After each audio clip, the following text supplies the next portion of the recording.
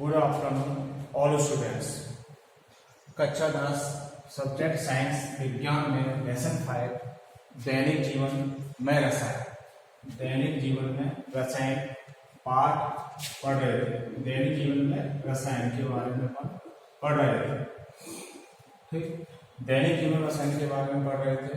तो उसमें अपन ने पीएच मापक्रम पढ़ा, पीएच का दैनिक जीवन में महत्व पढ़ा। अब है अम्ल क्षार की अवधारणा। कुछ इस टॉपिक में अम्ल क्षार की क्या है अवधारणाएं, अम्ल क्या होते हैं। मतलब विभिन्न वैज्ञानिकों ने अपनी अपनी क्या परिकल्पनाएं अवधारणाएं दी कि विभिन्न वैज्ञानिकों के अनुसार अम्ल क्या होते हैं, क्षार क्या होते हैं। तो विभिन्न वैज्ञानिकों के द्वारा जो अवधारणाएं दी गई वह अम्ल क्षार अवधारणाएं कहलाती है।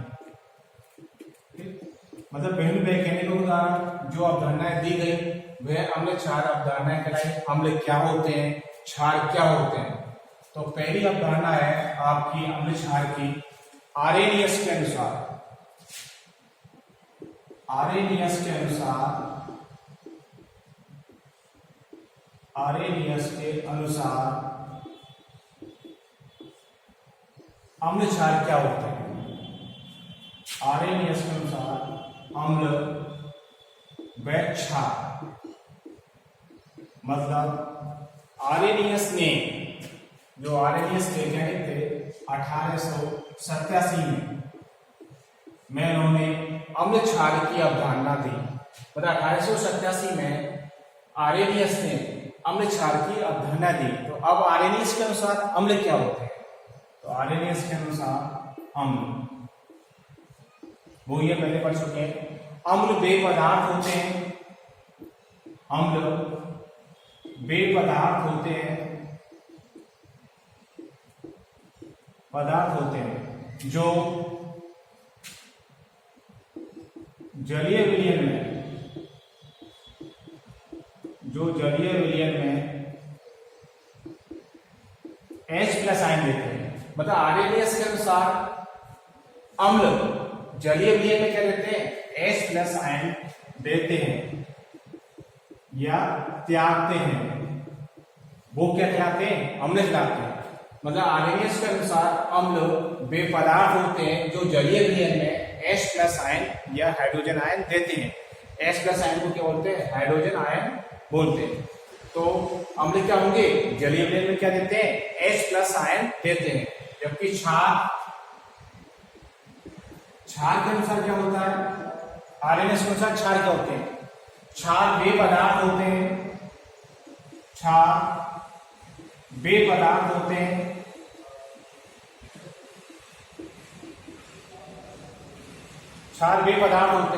जो जलीय विलयन में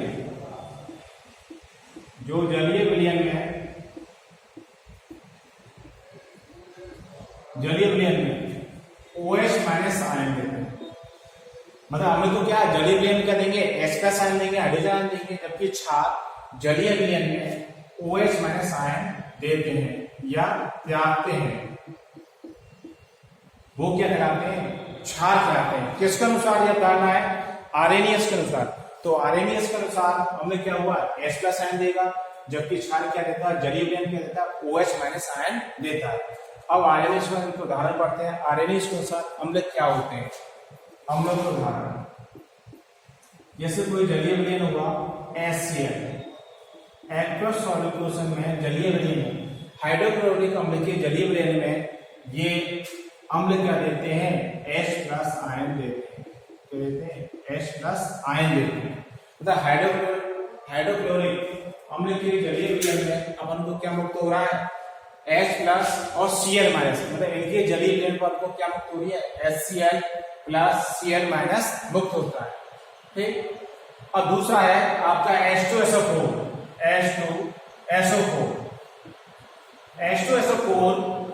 को सांद्र सल्फ्यूरिक अम्ल कहते हैं। H2SO4 को क्या बोलते हैं, सांद्र सल्फ्यूरिक अम्ल कहते हैं। अब ये इसके जलीय विलयन में एक्वस सॉल्यूशन में जलीय विलयन क्या दे रहा है, ये अपन को एक, ये भी एक। ठीक, H+ आयन मुक्त हो रहे हैं, क्या है H plus Cl minus, H2SO4 में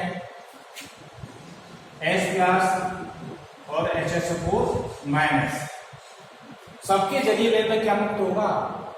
H प्लस आयन मुक्त होता है, AQ, ठीक, ये भी AQ, ये भी AQ, HNO3 equal to H plus और NO3 माइनस, H2CO3 AQ और AQ,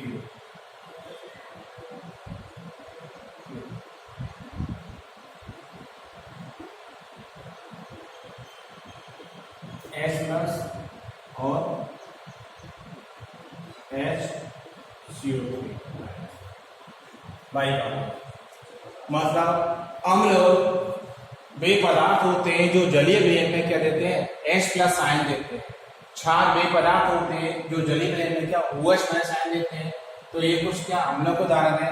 अम्लों के जलीय विलयन में HCl, इन सब में अपन को क्या प्राप्त हो रहा है? H प्लस आयन प्राप्त हो रहे हैं। सबके जलीय विलयन में क्या H प्लस आयन प्राप्त हो रहे हैं।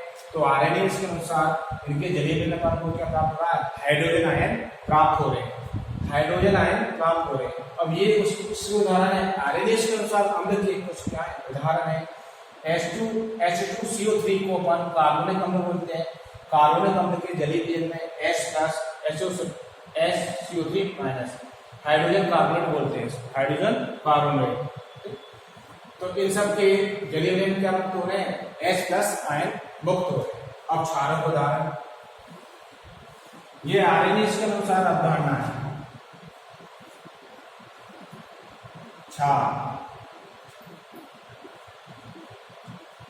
क्षार जैसे NaOH, सोडियम हाइड्रोक्साइड के जलीय विलयन में AQ, Na प्लस और OH माइनस, ठीक, KOH इक्वल टू वही K प्लस और OH minus, MgOH twice, magnesium hydroxide जलीय विलयन में, तो जलीय विलयन क्या मुक्त हो रहा है? Mg+2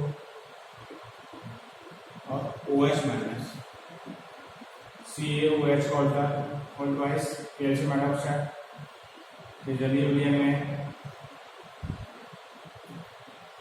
Ca+2 और OH माइनस। तो क्षारों की जलीय विलयन में अपन को क्या प्राप्त हो रहा है? OH minus ion. क्या प्राप्त हो रहे हैं? OH minus ion. इन सबको क्या बोलते हैं? हाइड्रोक्सिल आयन बोलते हैं। तो आरएनए के अनुसार क्या होता है? हम H प्लस त्यागते हैं, जबकि क्षार क्या जलीय विलयन क्या त्यागते हैं? OH माइनस त्यागते हैं। सिंपल सी है, ध्यान रखना। हम H प्लस और क्षार OH माइनस आयन त्यागते हैं। इनकी दो उदाहरण आपको क्या याद रखने। अब आरएनए की अवधारणा के बाद में एक और अवधारणा है अम्ल और क्षारों की अवधारणा। अम्ल क्षारों की अवधारणा है दूसरी अवधारणा आपकी पढ़ेंगे वहां, वो भी महत्वपूर्ण है, मोस्ट है आपके लिए, एग्जाम में क्या पूछी जाती है अम्ल क्षारों की अवधारणा। तो अपन इसको जान सकते हैं, नाम है इसका ब्रोस्टेड लॉरी। ब्रोस्टेड लॉरी की अम्ल क्षार अवधारणा। ब्रोस्टेड लॉरी की अम्ल क्षार अवधारणा क्या होती है? ब्रोस्टेड लॉरी की अम्ल क्षार अवधारणा, या ऐसे बोल सकते हैं अपन, अम्ल क्षार की ब्रोस्टेड लॉरी की अवधारणा क्या है? ठीक, तो अपन इसको पढ़ते हैं। अम्ल क्षार की अवधारणा है ब्रोस्टेड लॉरी। ब्रोस्टेड लॉरी की अम्ल क्षार अवधारणा क्या है? तो ब्रोस्टेड लॉरी के अनुसार देखो, ये दोनों क्या है? वैज्ञानिक है। ठीक, ये है डेनिस रसायनज्ञ जॉनसन ब्रोस्टेड, मतलब डेनिस के डच के ये वैज्ञानिक थे जॉनसन ब्रोस्टेड, और अंग्रेज रासायनिज्ञ थॉमस लॉरी, ठीक। डेनिश रासायनिज्ञ जॉनसन ब्रॉस्टेड और अंग्रेज रासायनिज्ञ थॉमसन लॉरी, दोनों ने अपने जीवन काल में 1876 से लेकर 1936 के मध्य में यह अवधारणा दी थी। 1876 से लेकर 1936 के मध्य में ये अवधारणा दी थी। तो डेनिश रासायनिज्ञ जॉनसन ब्रॉस्टेड और अंग्रेज रासायनिज्ञ थॉमस लॉरी ने अम्ल क्षार की जो अवधारणा दी थी उसी को ब्रॉस्टेड लॉरी की अवधारणा के नाम से जाना जाता है। मतलब इन दो वैज्ञानिकों ने क्या साथ साथ मिलकर ये क्या अवधारणा प्रस्तुत की, जिसको ब्रॉस्टेड लॉरी की अवधारणा के नाम से जाना जाता है। अब ब्रॉस्टेड लॉरी की अवधारणा होती क्या है? तो ब्रॉस्टेड लॉरी के अनुसार पढ़ते हैं। ब्रॉस्टेड लॉरी के अनुसार अम्ल वे पदार्थ होते हैं। ब्रॉस्टेड लॉरी के अनुसार अम्ल वे पदार्थ होते हैं जो जल के अलावा अन्य विलायक में, तो बात नोट करना, वो क्या कह रहा है? जल के अलावा अन्य विलायक में। ब्रॉस्टेड लॉरी के अनुसार अम्ल वे पदार्थ होते हैं जो जल के अलावा अन्य विलायक में क्या होते हैं? H+ दाता होते हैं। H+ को क्या बोलते हैं? प्रोटॉन दाता होते हैं। H+ को क्या बोलते हैं? प्रोटॉन दाता होते हैं, त्यागते हैं। तो अम्ल क्या हुए? H+ क्या हुए? दाता हुए, तो वो क्या कहलाएंगे? ब्रॉस्टेड लॉरी के अनुसार वो क्या? अम्ल कहलाते हैं। तो ब्रॉस्टेड लॉरी के अनुसार अम्ल वे पदार्थ होते हैं जो जल के अलावा अन्य कोई सा विलायक हो, जल के अलावा कोई सा विलयन विलायक हो, उसमें H+ क्या होगा? ये प्रोटॉन दाता होगा। अम्ल क्या होता है? प्रोटॉन दाता। तो ब्रॉस्टेड लॉरी के अनुसार अम्ल की अवधारणा में क्या बात निकल आई? अम्ल क्या होते हैं? प्रोटॉन दाता।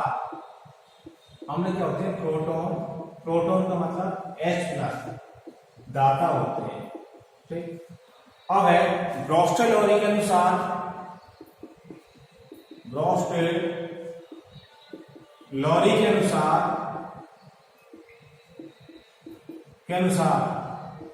क्षार वे पदार्थ होते हैं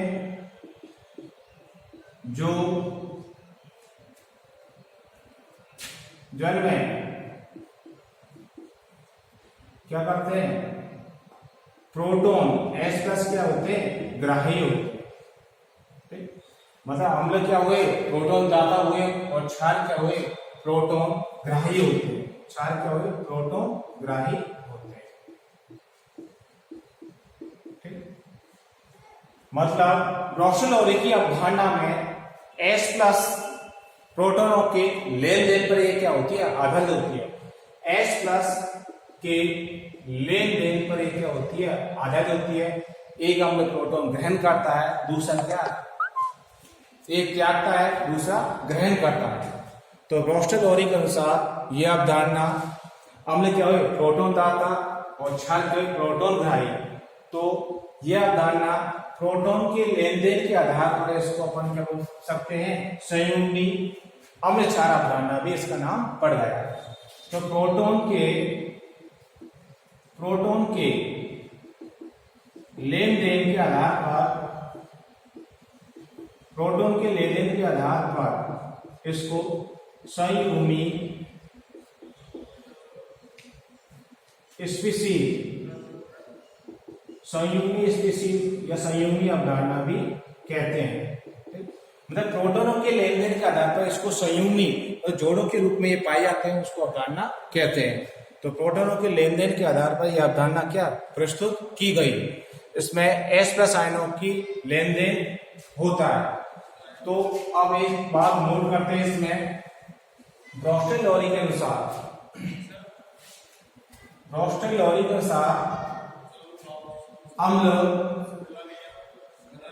अम्ल प्रोटॉन दाता होता है, जबकि क्षार प्रोटॉन ग्राही होता है। इस पे स्पेशल नोट में जब कोई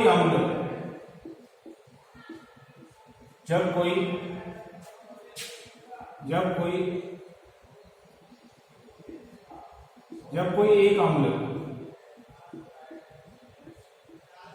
प्रोटॉन H प्लस, अम्ल क्या है H प्लस दाता होता है, दाता, तो अम्ल क्या एक H प्लस क्या दाता है, दूसरा क्षार ग्राही होता है। तो अम्ल ने क्या करा एक H प्लस त्यागा, तो प्रत्येक अम्ल का संगत, तो ब्राउन के अनुसार अम्ल का संगत संयुग्मी क्षार होता है। प्रत्येक अम्ल का संगत संयुग्मी क्या होगा, क्षार होगा, और प्रत्येक क्षार का संगत संयुग्मी क्या होता है, अम्ल होता है। ठीक, मतलब जब कोई अम्ल एस्टर त्यागेगा तो उसको क्षार का ग्रहण करेगा, तो ये अम्ल का संयुग्मी क्या हुआ, क्षार हुआ, संयुग्मी क्षार हुआ, तो इसको संयुग्मी अम्ल क्षार युग्म बोलेंगे। अब क्षार क्या होता है, एस प्रोटॉन क्षार प्रोटॉन ग्राही होते हैं, तो ये क्षार का संयुग्मी क्या होगा, अम्ल होगा, तो इसको क्या बोलेंगे, संगत संयुग्मी क्षार अम्ल युग्म कहते हैं। इसी के आधार पर संयुग्मी स्पीशीज कहलाती है। मतलब अम्ल और क्षार दोनों क्या साथ साथ युग्म के रूप में क्या पाए जाते हैं। एक अम्ल प्रोटॉन त्यागेगा, दूसरा क्या ग्रहण करेगा, दूसरा जब ग्रहण करेगा तो तीसरा अम्ल क्या उसको ग्रहण करेगा। तो इस प्रकार ये संयुग्मी अवधारणा क्या दी गई। अब इसको अपन उदाहरण के द्वारा समझते हैं। संयुग्मी अम्ल क्षार अवधारणा क्या है। संयुग्मी अम्ल क्षार अवधारणा जैसे H प्लस A माइनस, ये कोई क्या है, अम्ल है, ठीक, प्लस बी को क्या बोला, क्षार। अम्ल क्या होते हैं, प्रोटॉन दाता। अब HA कोई क्या है, अम्ल है। जब कोई अम्ल प्रोटॉन दाता, अम्ल क्या होते हैं, प्रोटॉन दाता, ये H प्लस देगा, तो इधर क्या बचा, A माइनस बचा। और क्षार क्या होते हैं, प्रोटॉन ग्राही। जो अम्ल त्यागा, जो इस अम्ल ने H प्लस त्यागा, वो किसको कौन ग्रहण करना है, क्षार। तो क्या होता है, Hb। ठीक, ये बनेगा। जैसे दूसरा उदाहरण है, उससे समझते हैं। मतलब H प्लस A, ये पूरा क्या है, कोई एक अम्ल है, संगत क्या अम्ल है, बी क्या है, संगत क्या क्षार। अम्ल क्या होते हैं, प्रोटॉन दाता होते हैं। जब कोई अम्ल प्रोटॉन दाता, तो क्षार क्या करेगा, ग्रहण करेगा। तो इसने H प्लस त्यागा, तो क्या बचा A माइनस, और क्षार क्या होता है, प्रोटॉन ग्राही होते हैं, तो ये H प्लस कहा जाएगा इसके पास, तो Hb। ठीक, अब है दूसरा उदाहरण है आपका HCl plus H2O, HCl plus H2O।